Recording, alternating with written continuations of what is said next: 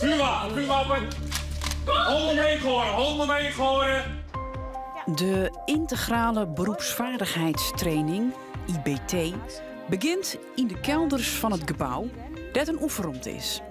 Je gaat samen in die woning en dan met je man aanhouden, die had een mishandeling gepleegd. Weet ze, de deur zit open, zijn vrouw had voor je mee open, dus je mij gewoon naar binnen. En je ging gewoon optreden zoals je hem dat op strijd ik doch. Volk! Wat moet dat? Wietse! Wat doen jullie in mijn huis? Wij mogen naar binnen doen. Er is aangifte tegen jou gedaan. Ja. Je vrouw heeft aangifte gedaan. Ja, maar ik heb jullie niet binnengelaten. Wat doen jullie hier? Ja, we hebben hem achterin, dus wij mogen hier gewoon binnen toch. Ik ga hier niet mee hoor. Hey, kom maar. Hey, Hij is weg geweest uit mijn huis. Hé man, ga naar open. Wat doen jullie hier dan? In de hele maatschappij veroordeeld. Hè? En dan gaat de politie in mij. En dat had ik de meidje mij misschien wel meer wapenbroek.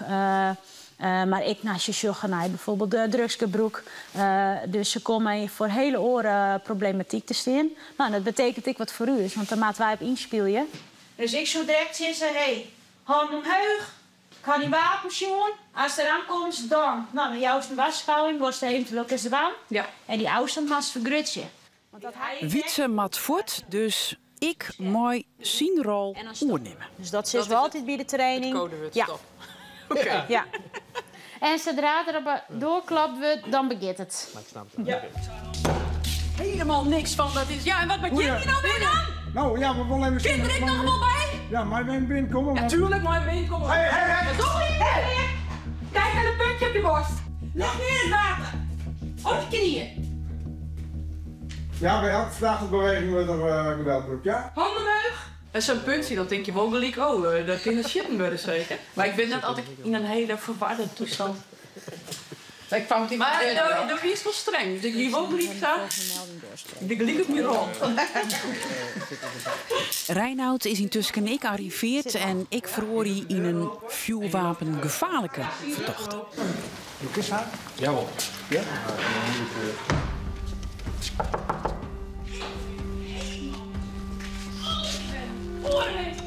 Continu ben Politie. Godverdomme, wat doe jullie nou weer? Nou ja, we willen even zien hoe het mij gaat. Kind, dat best wel Net zo boos, net zo boos. Vuurwapen! Honden meegooien! Met wapens op die ring. Naar achteren stappen. Die hand in blauw omheen. Ja, dat vernam ik, dat ik verbaal heel erg, maar die stem heel gericht wist. Nou, dat is wel heel erg leuk om demo te boord te zien. Dat vind ik heel interessant, hoe je verbaal en non-verbaal in je benadering kist al. Ja, want waar richt je op? Ja, op haar kont. Ja, ze krijgt net. Ze krijgt zich toch herhalen. Ik vind het heerlijk om je even nu te leven. Maar besef me takelijk dat zij alles nevens protocol dwammatten. En nou is dit oefening. In het echt komt er nog een enorme portie stress bij, kan ik me intinken. Hoe val je dan weer om op dat wat je leert, hè? Als je onder stress dingen moet doen, dan vergeet je heel veel details, heel veel fijne motorische zaken.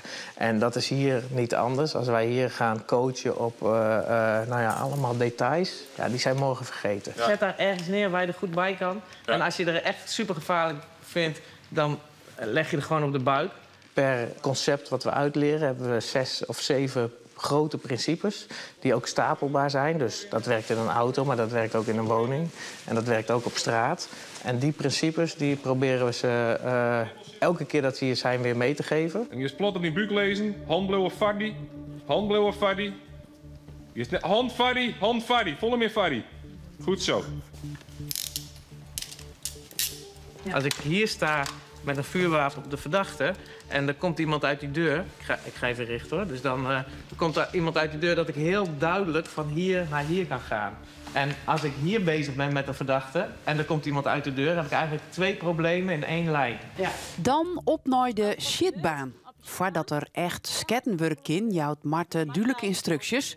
We krijgen dubbele gehoorbescherming, bril en er zit een medikit kleer. Nee, wij zijn opgeleid om wel de eerste hulp te verlenen bij bijvoorbeeld een skatwond. We gaan samen in de toets doen. Marlijn neemt de toets bij hem aan. Alle collega's met de 2 keer per jaar ze die toets doen. En het is ook nog eens, had je dan zakje voor de toets. Dan moest hij een bewapening inleveren. En soms kan je gewoon wegkomen, hellen ze toets wel.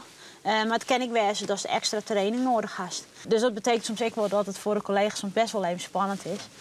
Toch weer even die toetsen te doen. Want er hing natuurlijk wel wat van nou. Absoluut. De certificering die was wel hard, want ja, was een keer noodhulp naar draaien. Nee. Dus dat is qua planning natuurlijk een behoorlijke aanslag als door die toetsen net helft. Dus er zit er wel wat achterom. Nou, succes. Ja, bedankt. Dank je. Ik blow je wel, want ik ben echt cool, hè? Ja, zeker. Ja. Ik heb wel eens een keer een waarschuwingskot geplaatst. En ik heb niet wapen, ik was richten op mensen. Maar ik heb gelukkig nog nooit echt hoeven te broeken dat ik gericht op je zitten moest. Taser ik net. Pepspray ik net. Alleen mijn wapenstok een keer. Het eerste onderdeel is schieten in beweging. Oortjes op allemaal. Handen voor je. Achterwaarts.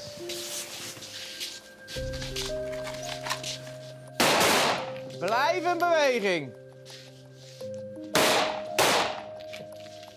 Voorwaarts. Het tweede onderdeel is een soort noodweerschieten. En wapens bergen. Ja, ga je gang. En het laatste onderdeel is schieten vanaf grotere afstanden. Ja. Ik heb één keer zitten matten. Dat wie een man, er ging een melding van dat hij een vuurwapen hier. En dat hij direct maar dreigd had. En die voelde hem op een gegeven moment ergens in de bosjes. Wie een slecht zicht op hem. En op een gegeven moment toen greep hij naar zijn broeksbaan.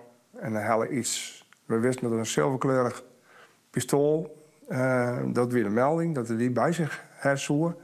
En toen helde hij iets uit zijn broeksbaan. Ja, toen moest ik zitten. Dat is een waarschuwingsschot worden. En daar ben ik blij om, want dat vuurwapen wat hij zag aan de hand hier, een oude fietsenstander. Dat weet je dan net. Nee, ik kan ja, een beetje Jos Nijsem skaten in de groen. Maar ja, als het maar lekker is, ja, dan weet het wel oorsgang. Ja, dan komt er een heel onderzoek en dan weet ik wel, ja, maar ja, dat ben wel een moment dat ik denk van ja, die ben vrij spannend. Ja. Opeens is het er. Dat is eigenlijk bijna gevaarlijker dan als je je heel goed voorbereid een operatie ingaat waarvan je weet, nou nu kunnen we dit en dit en dit verwachten. Als het gaat over leven en deer, dan ben ik er en dan ben ik scherp. En dan stink ik om. En dan krijg ik wel wat zweethalsjes en dan begin ik wat meer op mijn ademhaling te letten. Ik zie dan mijn bodycam beelden wel eens waarom en dan merk ik dat ik een hoop ontzuchten ben. Onbewust, of misschien echt helemaal letterlijk stoom afblazen. Dat denk ik dan op dat moment helemaal nooit, maar dat houdt me er kennelijk wel bij. Mooi, gaan we even kijken. Mooi, de kap maar jou. Nou, gefeliciteerd allemaal. 3, 2, 1, go! Helemaal naar achter. En dan als laatste de fitheidstest. De tijd waarin je dit parcours in de matten hing het van je leeftijd al. En stop de tijd! Als je door een kast, als bijvoorbeeld door een hekje kunnen springen, dan mag je wat kennen tillen. Nou, al die elementen, verschillende explosieve elementen, maar qua kracht, dat had je hier al in. Ja, ik mag misschien ook even. Ja. Is er klaar voor? Ik zeg wat hoe die kost. 2, 1, ja! Helemaal naar achter. Is om de pion in en oer de kast. Om de pion en dan is de kaart troer. Naar de bal. Goed zo. Goeie tijd? Oh. Zo'n snelle tijd hebben we hier nog nooit gehad. Yes, ik wist het wel. Nee, goed in. Goed zo. Goed zo. Bedankt. Ja. Oké. Ja, mooi. Zit er maar voor op tegen. Ik vind het wel mega spannend, hè? Ja, wij rijden wel op rechts, dus we kijken waar die kant bent. Je hebt net? Wat vind je hier nou spannend dan?